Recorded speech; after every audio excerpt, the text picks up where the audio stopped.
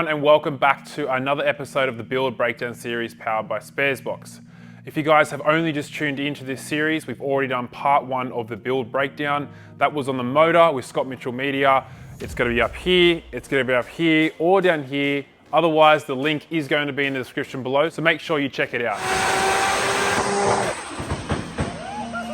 Today I will be introducing part two of the series where we'll be going to take a look into the suspension setup and discuss the components that make this S15 a competitive platform on track. Since the car was first built in 2015, it has undergone a number of major overhauls over the last 8 years, particularly around the suspension setup. The car first started off with the complete Driftworks catalogue, which included Driftworks knuckles, also known as uprights, a complete control arm kit from front to back, which included front and rear lower control arms, camber arms, tow arms, traction arms, as well as front caster arms. At the time, this was a really great setup. However, as the years went by, technology moved on and my driving style has also changed. So we have now made some minor upgrades to the suspension components on the car, as well as the rear subframe and front crossmember that holds these items to the chassis. So let's take a closer look at my current suspension setup in the S15. Starting at the front of the car, I'm running a version 2 Wisefab front lock kit and steering rack relocation. From my understanding, the first Wisefab lock kit was developed, engineered and tested by world champion James Dean. Nowadays, Wisefab is pretty much the go-to system for most comp drivers around the world, and to be honest, I really like how the car drives with this kit installed in the car.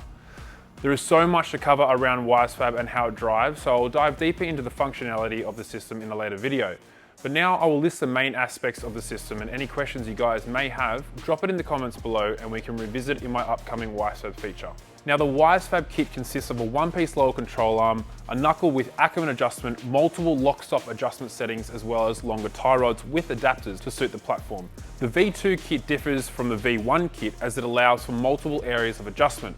You now have more flexibility to adjust your track, upper and lower caster angles, camber, tow angle, and Ackerman, which further allows you to be able to adapt this system to suit your driving style and preferences.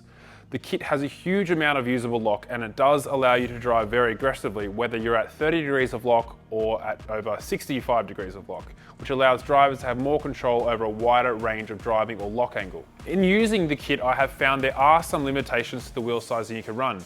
I do run a fairly wide wheel and tyre combination using this kit, so for me that means two things. I need to run a lot of camber and a larger track width for clearance purposes. For instance, my wheels are an 18 by 9.5 with an offset of plus 10 to 15, whereas Wisefab recommend you run an 18 by 8 or an 18 by 9 with an offset of between 25 and 45 and a smaller tyre. However, I love the look of the car with larger wheels, so I've had to sacrifice driving performance over aesthetics, and at the end of the day, the car still drives really well. I was initially skeptical about using Wisefab and was pretty happy with my Part Shop Max setup from my previous comp cars.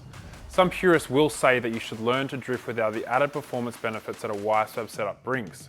However, in a comp setting, competing against drivers with Wisefab, when you're not running a similar setup and when you're constantly winding on big angle at higher speeds, was becoming more and more challenging. Wisefab generally allows you a bigger margin for error when you wind on too much angle or when you make a mistake, so driving against competitors without it was becoming a big challenge, at least in my opinion anyway. The next main feature is the Wisefab steering rack relocation kit that I fitted into the factory OEM S15 crossmember. A strong steering rack relocation kit will give you the perfect balance between more lock and more control and help avoid to reduce steering bind. Through years of experience to setting up multiple drift cars, I have used an array of different steering rack relocation kits, including offset rack spacers, cut up and modified crossmembers, as well as steering rack spacers that move the rack forward without modifying the subframe. However, each of these upgrades only helped me reach around 30 mils of rack relocation, which was never enough with the lock system I was using at the time. In 2018, when Wisefab released their version 2 kit, I noticed the system had allowed you to completely change the crossmember by cutting it apart and welding in a prefabricated section that would give you around 45 mils of rack relocation. This extra amount is super helpful in enhancing the drivability of the car, especially when using an aggressive lock kit such as Wisefab. I highly recommend that even if you are not running Wisefab, look into this relocation kit, it might change your life. So next up we have the front sway bar system. The sway bar system is used to reduce sway or body roll in the car and stabilize the vehicle when thrown into a corner. I don't currently run a sway bar system, however this is something that we will be looking into trialing in the future, but for now I'm pretty happy with how the car drives without it. The version 2 Wisefab kit does allow you to adapt a sway bar system in the car, and GK Tech do offer a great aftermarket kit, which is what I'm holding right now. This allows you to modify it to suit your application. We did have this installed at one point, however we didn't really spend enough time on getting it to function correctly with the wire swap kit and my wheel clearance, so this is something that we will address later on. And if anyone has successfully implemented another system using wire swap, please let me know in the comments below. Now in terms of the front caster rod brackets, also known as the K-frame, we're running a standard S15 OEM K-frame bracket kit in the car. Most people would generally cut the plate off the bottom and weld in reinforcement plates, however, I've simply not got around to doing it yet, and the S15 K-frame brackets already have a reinforcement plate on the base of it, which seems to be working fine for the time being. I do recommend installing the GK Tech reinforcement kit, and this is something I'm probably going to do in the near future. Jumping over to the coilover system in the S15, this is a really important part of the car and often overlooked. Roughly 90% of car owners purchase an off-the-shelf coilover set, which in some applications is absolutely great. However, if you want to take your driving to that next level or even have a really good street or track setup, I think it is really important to have a good set of coilovers that is built specifically to suit your car. Previously to 2022, we were running a Part Shop Max Pro coilover set in the front and rear of the car. This year we've had a lot of assistance from Chris O'Brien at Shockworks, which has been a huge help in setting the car up and making it handle and perform better on track. In the S15, we are now running Shockworks' flagship monotube coilover system, which features their latest Neo technology. These Shockwork coilovers are a traditional one-way system which combines your compression and rebound adjustment in 12 simple turns. There is a lot of confusion around whether or not you should have a 1, 2 or 3-way dampening system in the car. For drifting, I think it's important to reduce the amount of adjustments that are needed to be made on the car unless you are really testing the car multiple times a month, multiple different tracks and under different conditions. As for spring rates, this is also another important factor in setting up the car correctly. This is one area that I have seen many drivers make mistakes, especially when purchasing an off-the-shelf kit for their street or drift car. Most kits only come with an 8 kg front and a 6 kg rear, or 10 front and an 8 rear, unless you request a custom set from your shop. These specs are great for an entry to intermediate level setup, or if you still have the standard engine and running gear installed. However, if you do upgrade your engine or running gear, you will need to change your spring rate so they can support a heavier driveline or to suit your design and driving conditions. So in the S15, we are running a 13 kg front and a 5 kg rear. The reason for the 13 kg front spring is because we are running a heavier motor than the traditional SR20 with a difference of around 70 to 80 kilograms. This 13 kg spring rate will help with steering control and overall driving performance.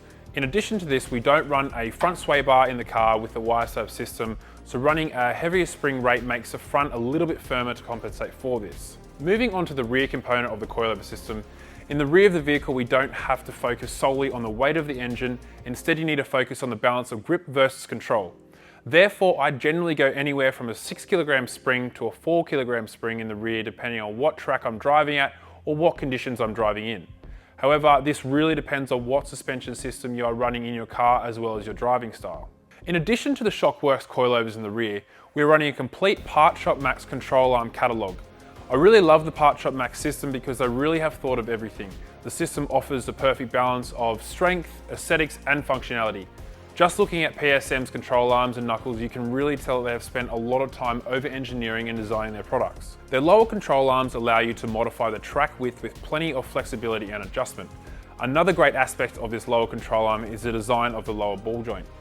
PSM have used this ball joint on multiple arms across their range, which makes it super easy to replace when you do damage or bend one, especially when you smash one into a wall like the ones you find everywhere in D1NZ.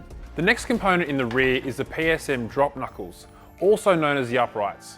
These are one of the major components in the back of the car as they really control how the car performs when you have modified the rear suspension height. The drop knuckles are largely responsible for correcting the geometry of the vehicle, which is the angle or location to which the suspension arms sit in relation to the vehicle.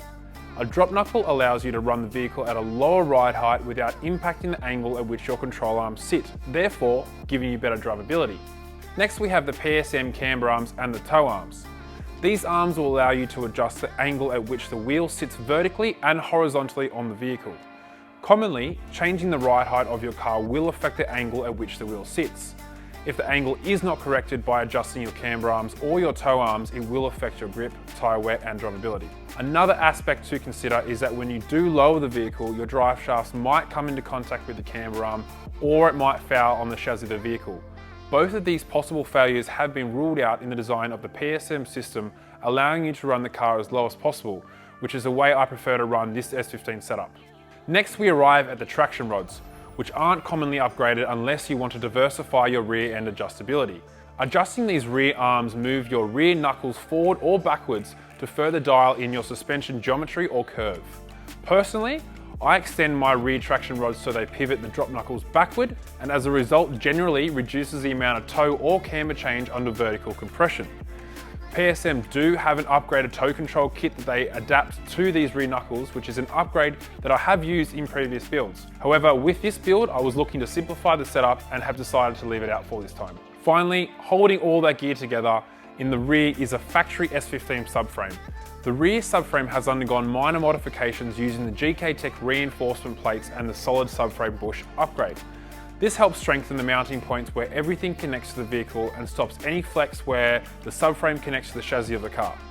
I find that it is super important as these items improve not only the strength of your mounting points that are holding all your suspension arms together, but also the drivability and performance in reducing any reflex or any movement in the back, which as a result improves the driving feel and the overall performance of the vehicle. And that, my friends, concludes our chat featuring the suspension setup of my newest S15 package. I know this was a lot of information to take in, however our next videos will feature more on the Y-Sub setup and how it handles, how to set up your suspension kit for optimum performance and much more. So like and subscribe to keep up to date, and I'll see you guys very soon back in this workshop.